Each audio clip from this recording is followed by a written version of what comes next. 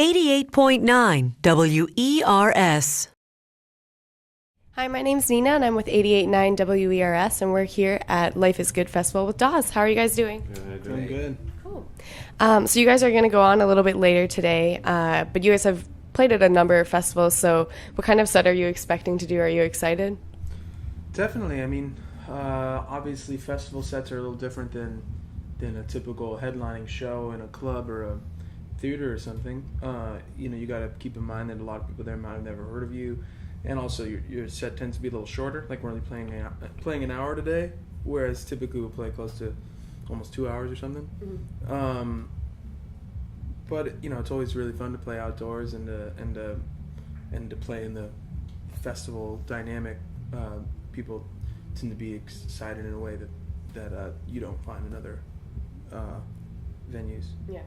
Do you guys feel like you have a different sound live at an outdoor festival versus like an indoor show when you tour? Normally you're within like smaller venues and such. I think you have to cater to the audience and the circumstance, whether it's a festival or a large indoor venue or a small club, and it always changes. You're trying to reach the people like in the at the back of the crowd. So I think it's definitely a lot different here than it would be in a theater or club. And then I'm guessing you guys are going to play stuff off your new album, Stories Don't End. So have you been playing a lot of that stuff live so far, and what kind of reactions have you been getting? When we first started, ever since the album came out, we've been playing, really trying to showcase the new material. When we first started touring, obviously that was the least known stuff of the set, so it's definitely like, I hope this is resonating on some level. But now it ends up being, the most exciting parts of the show. It seems like people that are at the shows have the record or have heard it in some way or another, and now it fits to us. It fluidly fits within the rest of our material, and I feel like with each album a band can make the different. It just changes the live set so much, and it allows for so much more. Mm-hmm.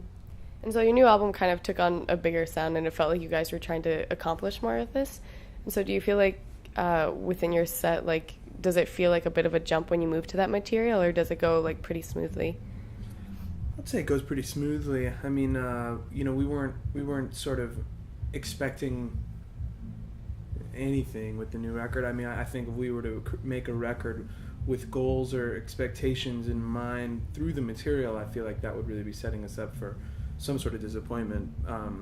So for us, it really just was a matter of what felt most natural, what got us most inspired in terms of our own playing on our own instruments, and yeah, I mean, there's moments there's songs from our first record where when they get to their loudest parts, they're just as big as anything off this new record. So I feel like it all kind of, in terms of energy level and in terms of dynamic, I feel like they all kind of flow together pretty nicely. Yeah, good.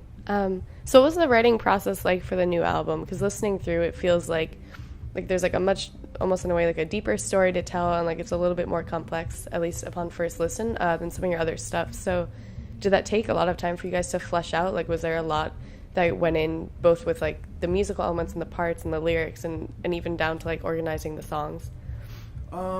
Not really. I mean, we like the writing the songs themselves was really just as much. It was the same kind of process as it always has been, where I sort of wrote the songs on acoustic guitar. I think the parts might have been a little bit more involved in just the genesis of the song. Songs like Most People and From a Window Seat, I feel like depend a lot on the guitar riff, and so that was definitely a different thing that wasn't really a part of the first records. I feel like there's a little bit of that with songs like When My Time Comes or something, where it's sort of the identity of the song exists in like how it was written on guitar, but a lot of times it was just chords, and then we would kind of arrange it from there. But yeah, we didn't really come at it any differently than we ever have, other than the fact that we wanted to keep it fresh and give these songs their own lives and their own identities, and we didn't, there was a song that we could play just like we played Western Skyline in terms of just like a slow kind of, all kind of leaving a lot of space and me strumming acoustic guitar. We could have done that, but we wanted to make sure that songs where that may or may not have been appropriate for, to do things we've never done, so that when you do hear that song, be it Something in Common or Just Beneath the Surface, it was something that oh, like I've never heard Dawes kind of play a song in this, with this feel or in this style or whatever it might be.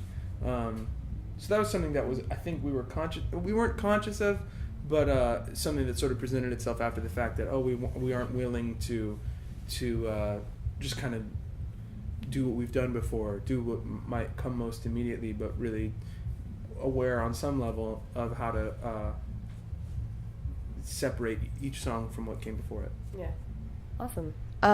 So this is like a little bit of a bigger question, but what's something that you feel like either specifically with your music or with music in general goes overlooked? And it can be, you know, related to the recording process, something on the receiving end for listeners, but something that you feel like, you know, with the knowledge of someone who is on the other end making music, recording it, that you feel like kind of gets lost in translation and people don't even pick up on.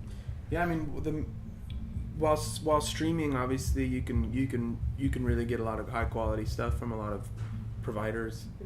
And so, you know, that's something that it's not even that we mind people not buying a record and streaming. That's fine. I mean, because it's inevitable at this point. Obviously, it's ideal for someone to buy a record, but at this point, it's very clear that's just not the way it's going to be anymore.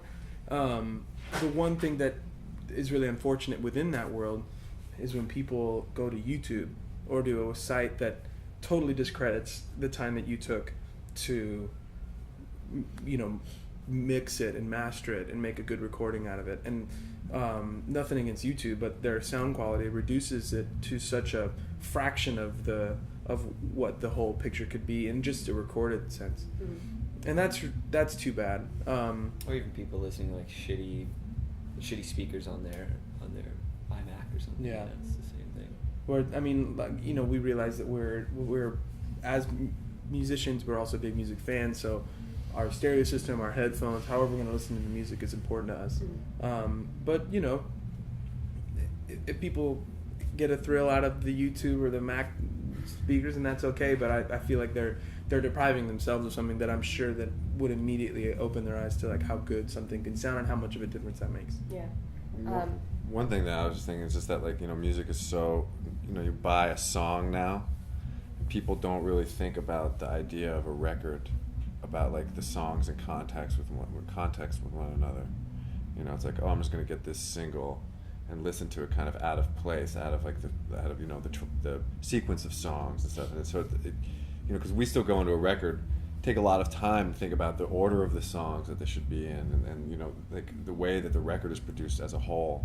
You know, and music now is like, you know, people just buy singles for however much money, and it's kind of like that seems to be the way the music is heading, rather than in the past when you'd buy a whole album and you'd listen to the whole record, you know, and so you would have the relationship of the last song to the first song and see how the, you know, the fluidity of the record. And I just think that kind of like, you know, when I listen to an artist, I try to listen to the entire record, even if there's a song that I don't like as much as one other. You know, it's the whole piece of work as in its entirety. You know, and I think that's something that's definitely lost in the age of just downloading, you know, sound bits.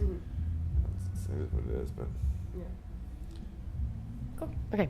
And then, so obviously there's a lot of other great people on the bill, and you were talking about how, you know, with listening to music and stuff like that, it's applicable to a lot of people that you would listen to. So is there anyone here that you guys, if you're sticking around today, that you're looking forward to seeing or that you've seen already? Hall & Oates, The Roots. Hall & Oates and The Roots. Yeah. Awesome. Be great. And then one last question is, so WRS is a commercial-free radio station. We play a lot of local acts within Boston and then bigger acts as well. And so we know that radio, either growing up or once you become a musician, kind of has a big part in your role. So I just wanted to ask if you guys have any experiences with that or just like positive memories with that, you know, you're kind of grateful for.